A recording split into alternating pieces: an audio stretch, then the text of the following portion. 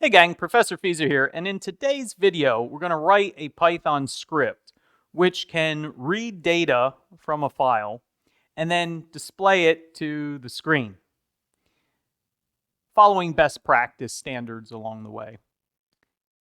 This is a video in a series on Python, so if you feel a bit lost, maybe go back and watch some of the previous videos. That said, there's no prerequisites to follow along. Short of, you should have a GitHub repository that you can execute code inside of. We can get started by creating a Codespace. You do that by clicking this green button, and under the Codespaces tab, you'll either have one running or you can create a new one. I already have one open in this tab here, so I'm just going to hop to that. We'll start by creating a new file. And by the way, if it opens where you're in a different screen, the Explorer is this button right there. So those two pieces of paper open the File Explorer. Go ahead and hit the New File. And in that new file, you can call the file something like read-from-file.py. Use my naming convention. We want to avoid naming conflicts. It's easy, especially when you're starting out, to be very logical. Naming things like read.py or print.py could potentially be disastrous or give you bugs that are hard to troubleshoot, especially this early on in your journey.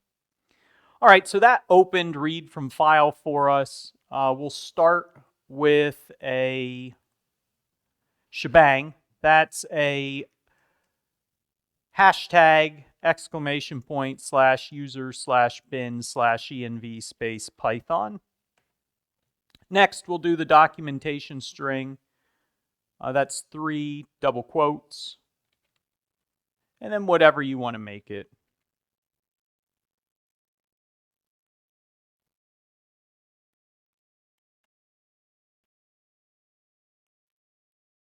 Reads from a file. Terminate that with 3 double quotes again. All right, we'll create a main function because that's best practice. And then indented under that, we have a string again, a multi-line string, a documentation string. Runtime code or really any comment is fine. It'll check the best practice box. All right, so now we're ready to actually start writing our code. And our goal here is to not open a file in write mode, it's to open a file in read mode. So once again, we'll use with open, and then what we want to open, let's call our file openme.txt, comma R in double quotes. You want to put it in double quotes. It's not a variable, it's a string that you're passing in. Open that file in read mode, and then we'll give it a handle as my file. You can use whatever you want here. I've used my file in other videos. Use something descriptive that you know this is an open file. Terminate with a colon. Colons in Python mean the next line is indented. So given that we have this open file called my file, there's a couple different ways that we could get the data out of it. We could use something like, how about print? So we're going to display to the screen my file dot read. We have a couple choices there. Read, open close parentheses, will give us just all the text as a blob of text. So all the way from position 0 all the way to the end. Read line will do just that. It'll read a single line. And this, in this case, print it to the screen. Read lines will take all the lines and put them in a thing called a list and return that to us. So let's use read here. To get that to work, we need to open, close parentheses, and then we can close parentheses again. This will display to the screen all the contents of my file. You read this from inside out, left to right. So if you're looking at this going, I don't get it. Sure you do. If we go as deep in as possible, that's this right here. Go into your deepest set of parentheses. So my file.read, open close parens. We then just read or evaluate it left to right. My file is an object. It's an open file object. What do we want to do? We want to read data out of it. Okay? This read is available to open file objects. We'll talk about that later. Whatever that returns is then going to be passed to print, which is how we get to standard out. So believe it or not, that's actually enough. We can then just call our script if underscore underscore name underscore underscore equals equals double quote underscore underscore main underscore underscore end in a colon, call main, open close parens. Again, don't get too worked up about what this means. Effectively, it's just trying to figure out, is this script being executed as main? If yes, go ahead and call the main function. It helps when we get into code imports. I know half explanations bother me as well, but it's just be overwhelming this early on.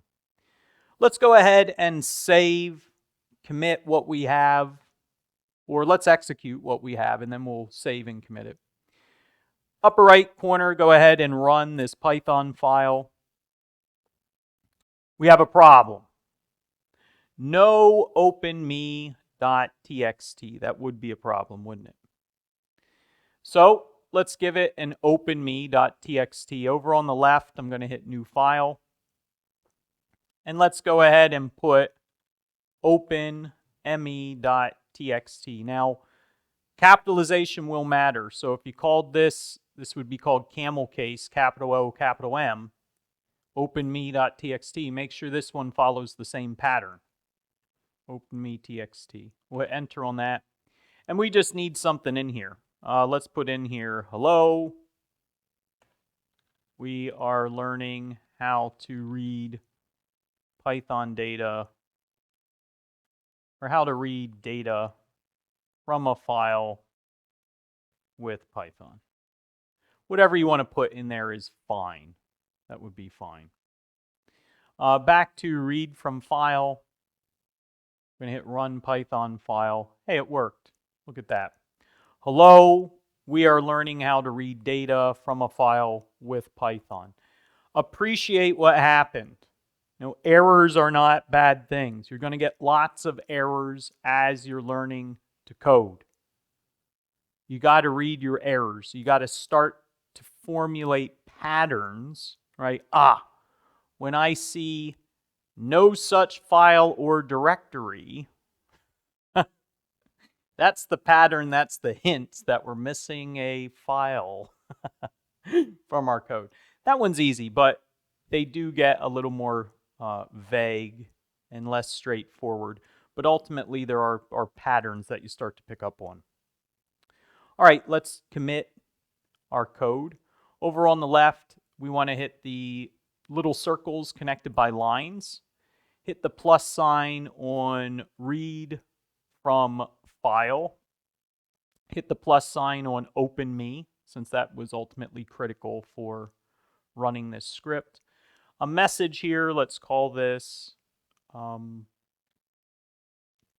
reading from files. We'll go ahead and hit commit. And ultimately sync changes, say OK. All right, all we have to do is hop back to our repository, hit refresh, and if we see two new files, which we do, there's openme, there's read from file, both committed just now. We're in good shape. Wow, gang, that was awesome. Not only did we write a Python script that was able to read our text out of a file and put it to standard out or print it to the screen, we were also able to engage in some troubleshooting, which is a skill we have to continue to hone as we move forward with Python. I hope you learned something. If you did, go ahead and give me a like and hit subscribe so I can see you in the next episode of Code with Feeser.